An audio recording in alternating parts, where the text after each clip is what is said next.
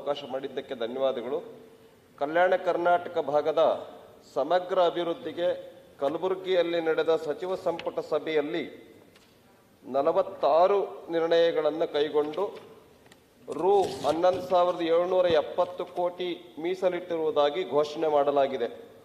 ಅದರಂತೆ ಕಲ್ಯಾಣ ಕರ್ನಾಟಕ ಭಾಗದ ಕಲಬುರಗಿ, ಬೀದರ್, ಯಾದಗಿರಿ, ರಾಯಚೂರು, ಕೊಪ್ಪಳ, ಬಳ್ಳಾರಿ ಹಾಗೂ ವಿಜಯನಗರ ಜಿಲ್ಲೆಗಳ ಅಭಿವೃದ್ಧಿ ದೃಷ್ಟಿಯನ್ನಿಟ್ಟುಕೊಂಡು 2024 ಸೆಪ್ಟೆಂಬರ್ 17ರಂದು ಸಚಿವ ಸಂಪುಟ ಸಭೆಯಲ್ಲಿ ಚರ್ಚಿಸಿ ಘೋಷಿಸಿದ ಯಾವುದೇ ಯೋಜನೆಗಳು ಇಂದಿನವರೆಗೂ ಜಾರಿಯಾಗಿರುವುದಿಲ್ಲ.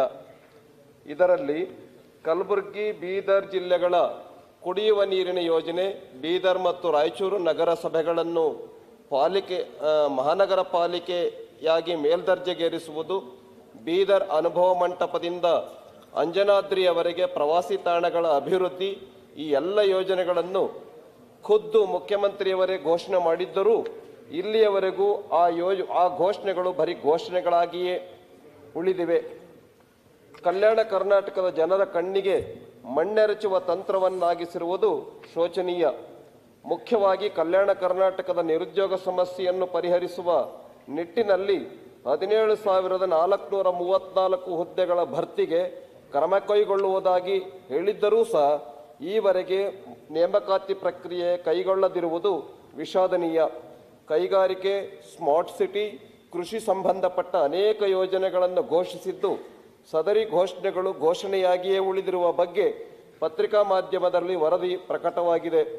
ಕಲ್ಯಾಣ ಕರ್ನಾಟಕದ ಅಭಿವೃದ್ಧಿಗಾಗಿ ಘೋಷಣೆ ಮಾಡಿರುವ ಈ ಎಲ್ಲ ಯೋಜನೆಗಳನ್ನು ಕೂಡಲೇ ಜಾರಿಗೆ ತರಲು ಸರ್ಕಾರವನ್ನು ಆಗ್ರಹಿಸುತ್ತೇನೆ.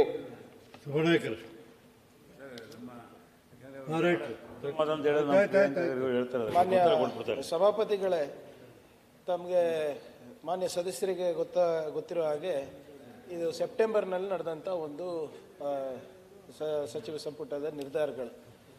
ಈಗ ಉದಾಹರಣೆಗೆ ತಾವು ಬೀದರು, ಕಲಬುರಗಿದು ಕುಡಿಯೋ ನೀರಿನ ಯೋಜನೆ ಬಗ್ಗೆ ಮಾತಾಡಿ. ಇದು ಸಮಗ್ರವಾಗಿ ಕುಡಿಯೋ ನೀರಿಂದ ಇಟ್ಸ್ ಆಲ್ಮೋಸ್ಟ್ 5,000-6,000 crore ಪ್ಲ್ಯಾನ್. ಅದಕ್ಕೆ 7,200 ಓವರ್ ಆಲ್ ಇನ್ಕ್ಲೂಡಿಂಗ್ MIದೆಲ್ಲ.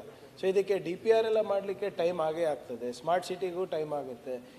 2 ತಿಂಗಳಲ್ಲಿ ನಾವು ಎಲ್ಲನೂ ಮಾಡ್ತೀವಿ ಅಂತ ನಾವು ಹೇಳಿಲ್ಲ. ಎಲ್ಲನೂ ಹಂತ ಹಂತವಾಗಿ ನಾವು ಮಾಡ್ತೀವಿ ಅಂತ ಹೇಳಿದ್ರೆ ಭಾಳಷ್ಟು ಕಾಮಗಾರಿಗಳಿಗೆ ಆಗಲೇ 2-3 ಮೀಟಿಂಗನ್ನು ನಾವು ರಾಜ್ಯ ಮಟ್ಟದಲ್ಲೂ ಮಾಡಿದ್ದೀವಿ ಮತ್ತು ಅಲ್ಲಲ್ಲಿ ಜಿಲ್ಲಾ ಉಸ್ತುವಾರಿಗಳು ಕೂಡ ಮಾಡಿದ್ದಾರೆ ಮಾನ್ಯ ಸಭಾಪತಿಗಳೇ. ಮತ್ತು ವಿಶೇಷವಾಗಿ ತಾವು ಏನು ಅಗ್ರಿಕಲ್ಚರ್ದು ಇರ್ಬೋದು ಮತ್ತು ಬೇರೆ ಬೇರೆ ಇಲಾಖೆಗಳದ್ದು ಏನು ನಿರ್ಧಾರಗಳು ಹೇಳಿದ್ದೀರ ಅವೆಲ್ಲನೂ ಕೂಡ ನಾವು ಭದ್ರಾಗಿದೆ. It's a commitment of the government for the people of Kalyana Karnataka. So ಇದರಲ್ಲಿ ಯಾವುದೇ ರೀತಿಯಾದಂಥ ಹಿಂಜರಿಕೆ ಮಾತಿಲ್ಲ. ಹೀಗಾಗಿ 2 ತಿಂಗಳಾಗಿದೆ. 60 ದಿನದಲ್ಲಿ ನಿಮ್ಗೆ ಗೊತ್ತಿದೆ ಇಂಥ ದೊಡ್ಡ ದೊಡ್ಡ ಯೋಜನೆಗಳದ್ದು ಎಲ್ಲ ಅನುಷ್ಠಾನಕ್ಕೆ ತರಲಿಕ್ಕೆ ಆಗಲ್ಲ. ನಾವು ಭದ್ರಿದ್ದೇವೆ, ಮಾಡಿ ತೋರಿಸ್ತೀವಿ ಅಂತ ನಾನು ತಮ್ಮ ಮುಖಾಂತರ ಸದನಕ್ಕೆ ತಿಳಿಸ್ಲಿಕ್ಕೆ ಬಯಸ್ತಾ ಇದ್ದೀನಿ. ಆ್ಯಡ್ ಮಾಡ್ತೀನಿ ಸರ್, ಒಂದೇ ನಿಮಿಷ ಆ್ಯಡ್ ಮಾಡ್ತೀನಿ. ಈಗಾಗಲೇ ಅದರಲ್ಲಿ ರಾಯಚೂರು ಕಾರ್ಪೊರೇಷನ್ ಅಂತ ಹೇಳಿದರೆ ಅದು ಈಗಾಗಲೇ ರಾಜ್ಯಪಾಲರ ಘೋಷಣೆ ಆಗಿ ಅದು ಪ್ರಕ್ರಿಯೆ ಪ್ರಾರಂಭ ಆಗಿದೆ. ಅದೇ ರಾಯಚೂರು ಆಗಿದೆ.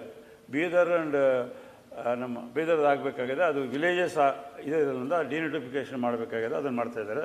ಆಮೇಲೆ ನಮ್ಮ main ಇರಿಗೇಷನಿಂದ 3 ಪ್ರಾಜೆಕ್ಟ್ಸ್ಗೆ 130 crores ಚಿತ್ತಾಪುರು, 135 crores Jevargi, 80 crores ಸೇಡಂಕೋಟೆ, 3 ಕೂಡ DPR ಆಗಿ ಟೆಂಡರ್ ಸಹಿತ ನಾವು ಕರೆದೀವಿ. ಏನೇನು ಸಾಧ್ಯ ಆಗಲಿ ಅವನ್ನೆಲ್ಲವನ್ನು ಜಾರಿಗೊಳಿಸಿದ್ವಿ. ಈಗಾಗಲೇ ಮಾಡಬೇಕಾಗಿದ್ದು ಈಗಾಗಲೇ ಅವರು ಹೇಳಿರ್ತಕ್ಕಂಥ ಕುಡಿಯ ನೀರಿಂದು 7,200 crores ಟು ಡಿಸ್ಟ್ರಿಕ್ಟ್ ಅದು DPR ಆಗ್ತಾಯಿದೆ. ಏನು ಸಂಪುಟದಲ್ಲಿ ತೆಗೆದುಕೊಂಡಿರ್ತಕ್ಕಂಥ ಯೋಜನೆಗಳನ್ನೆಲ್ಲ ಜಾರಿಗೊಳಿಸ್ತಕ್ಕಂಥ ಪ್ರಯತ್ನ ಮುಂದುವರಿತಾ ಇದೆ. ಮಾನ್ಯ ಸಭಾಪತಿಗಳೇ, ನಮ್ಮ ಇಲಾಖೆ ಸುಮಾರು 900 ಕೋಟಿ ರೂಪಾಯಿಯಷ್ಟು ಇಡೀ ಸಮಗ್ರ